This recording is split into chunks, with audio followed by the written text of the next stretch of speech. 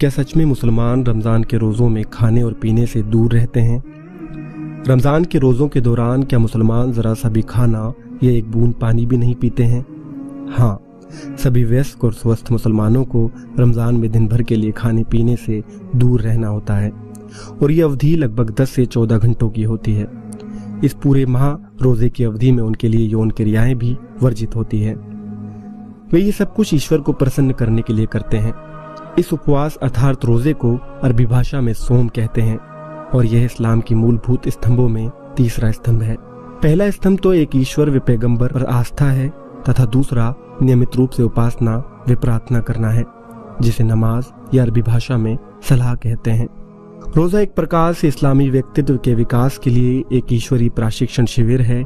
हर वयस्क और स्वस्थ मुसलमान के लिए रोजा रखना अनिवार्य है ताकि वे परहेजगार बन सके।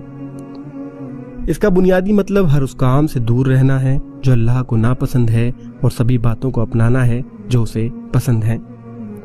जैसा कि पवित्र कुरान में कहा गया है, ए ईमान वालों, तुम पर रोजे अनिवार्य किए गए जिस प्रकार तुमसे पहले के लोगों पर किए गए थे, शायद कि तुम डर रखने वाले और परहेजगार बन जाओ। लेकिन भूखा रहकर कोई कैसे परहेजगार बन सकता है? गर्मियों के सख्त दिनों में लगातार कई घंटे भूखे और प्यासे रहने के बावजूद एक आस्तिक व्यक्ति अपने आप को इस तरह नियंत्रित रखता है कि पानी का गिलास या खाने की तरफ हाथ भी नहीं बढ़ाता। ये सिर्फ इसलिए संभव हो पाता है क्योंकि वह अपने आप को याद दिलाता रहता है कि क्या हुआ अगर कोई और मुझ पर नजर नहीं रखे हुए है, मगर मेरा खुदा, मेरा ईश्वर तो मुझे देख रहा है।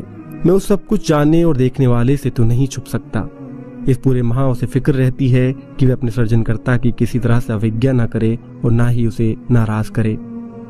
दूसरे शब्दों में, रोजा सिर्फ भूखे रहने या यौन क्रियाओं से दूर रहने का नाम नहीं है, बल्कि अपने आप को इस तरह तैयार करने की प्रक्रिया है कि व्यक्ति उन सभी कामों से रुक जाए जिनको करने से ईश्वर ने मना किया है। जैसा कि अंतिम ईशदूत मोहम्मद सल्लल्लाहु अलैहि वसल्लम ने कहा कि जिस व्यक्ति ने रोजे की हालत में झूठ बोलना और उस पर अमल करना न छोड़ा, तो ईश्वर को इसकी कुछ आवश्यकता नहीं है कि वे रोजा रखकर अपना खाना पीना छोड़ दे। रोजा जहाँ एक व्यक्तिगत इबादत या प्रार्थना है, वहीं रमजान सामूहिक रूप से ईशभक्ति और पूर्ण कार्य और सत्कर्म करने के लिए प्रेरित करता है। यह आस्थावान लोगों को एक आध्यात्मिक वातावरण देता है और उनके बीच भाईचारे की भावना पैदा करता है, जिससे वे ईश्वर के प्रिय हो सकें। रोजा व्यक्ति को और अधिक परोपकारी और लोगों का भला सोचने वाला बनाता है। जब कोई व्यक्ति एक लंबे समय तक भूखा रहता है तो निश्चित ही वे उन लोगों के दर्द और मौलिक आवश्यकताओं की पूर्ति के लिए उनके संघर्ष को समझ सकता है। इसमें कोई आश्चर्य नहीं कि जरूरतमंद की मदद के लिए लोगों को आगे आगे रहना रमजान का एक आदर्श उदाहरण है। लालच, सांसारिक सुख और एक दूसरे से आगे बढ़ने की संधाधुन दौड़ वाली दुनिया में रमजान जीवन का एक ऐसा दृष्टिकोण देता है जो कि ईश्वर केंद्रित, आत्मनियंत्रित और लोगों के प्रति सहानुभूति व करुणा रखने वाला है।